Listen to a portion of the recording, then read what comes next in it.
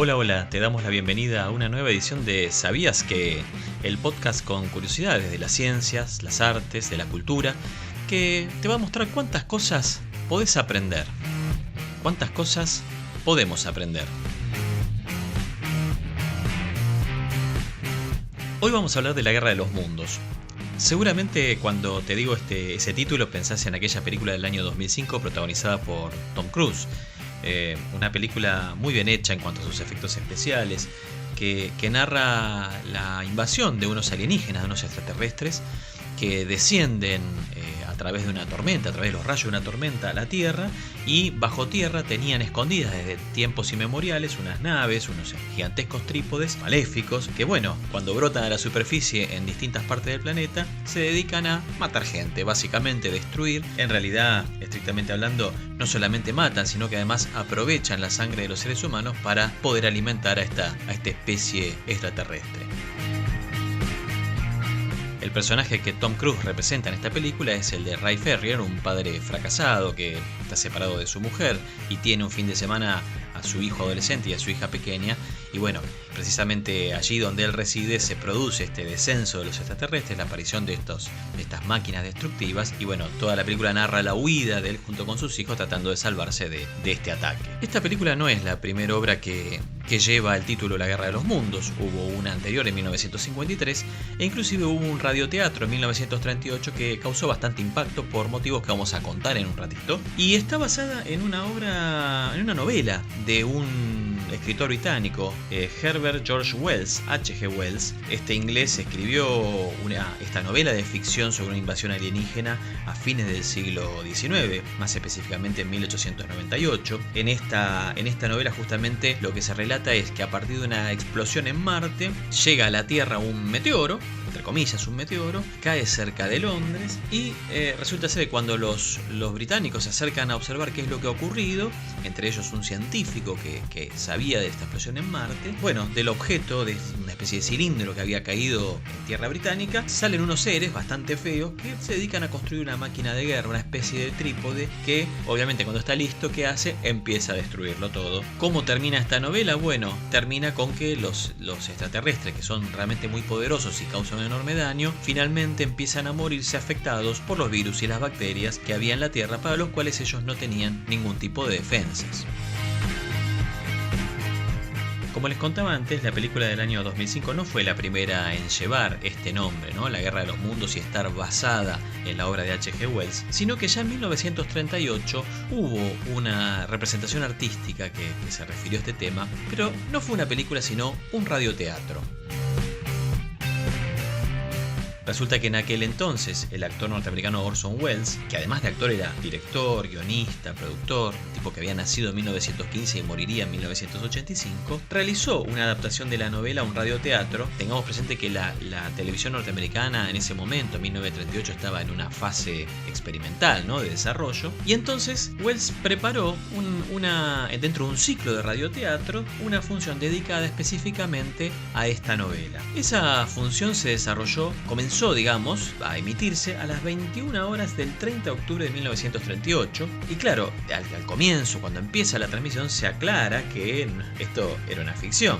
El problema es que hubo mucha gente que no escuchó esa aclaración, llegó más tarde al programa, y entonces claro, cuando oyeron lo que sucedía, se creyeron que efectivamente había una invasión extraterrestre, y entraron en pánico. Hubo llamados a la prensa, a los diarios, hubo llamados a la policía. ¿Por qué se desató el pánico? Porque tal como la obra lo establece, se relató en este radioteatro que había habido una explosión en Marte, que había caído un meteorito en la Tierra, un supuesto meteorito que en realidad era una nave alienígena, y se describe precisamente la escena de la aparición de estos seres, se describe radialmente, y en esa escena, que no ocurre cerca de Londres sino en Nueva Jersey, en Estados Unidos, aparece el profesor famoso que había seguido la explosión en Marte, y un periodista, y este periodista es el que va transmitiendo desde el sitio de la caída del bólido la aparición de estos seres extraterrestres, los va describiendo, y finalmente dentro de la transmisión, que recordemos esto era una obra radial, el periodista dice esto: Esperen, algo ocurre. Atención, una forma encorvada se levanta del hoyo. Me parece distinguir algo parecido a un fino rayo de luz dirigido contra una especie de espejo. ¿Qué es esto? Un chorro de llamas salta de ese espejo sobre la gente que empieza a correr. Las personas están cayendo al suelo. Dios mío, todos se están abrazando. Todo el campo está comenzando a arder. Los árboles, las granjas, el fuego se extiende por todas partes. Viene hacia aquí. Lo tengo prácticamente encima. Atención, compañeros.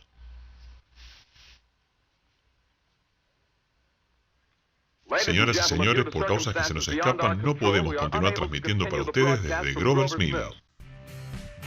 ¿Cómo no entrar en pánico, no? Frente a semejante relato. Tal fue el quilombo que se armó que Orson Welles debió pedir disculpas a toda la gente que pensó que esa transmisión radiofónica era un verdadero relato de una invasión extraterrestre y no una obra de ficción como efectivamente había sido, ¿no?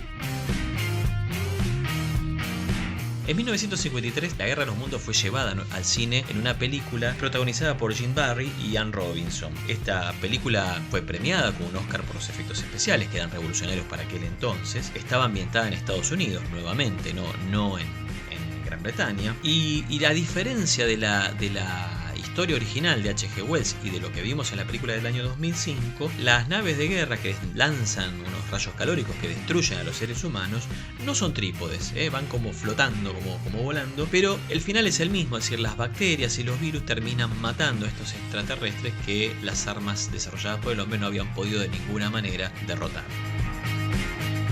En el año 2005, entonces, Steven Spielberg como director y Tom Cruise como actor van a ser los responsables de la película de la cual hablábamos al principio, ¿no? De la Guerra de los Mundos, que recibió 13 nominaciones al Oscar, ¿no? Por efectos visuales, por mezcla de sonido y por edición de sonido. No ganó ninguno de estos Oscars, pero fue sin duda un éxito de taquilla. Yo mismo lo fui a ver con mis hijos pequeños en aquel entonces y uno de ellos dibujó los extraterrestres, los trípodes, realmente le había impresionado todo esto. Y nuevamente los hechos ocurren en los Estados Unidos, no en Inglaterra como en la versión original, y nuevamente la derrota de los extraterrestres se produce justamente por la acción de los virus y las bacterias para los cuales ellos no habían desarrollado las defensas necesarias. De esta película protagonizada por Tom Cruise, sin duda una de las escenas más recordadas es aquella en la cual el trípode surge de bajo tierra en una esquina frente a la vista de Rey, del personaje protagonizado por Tom Cruise, y cómo a partir de su aparición en la superficie sigue lo que escuchamos a continuación.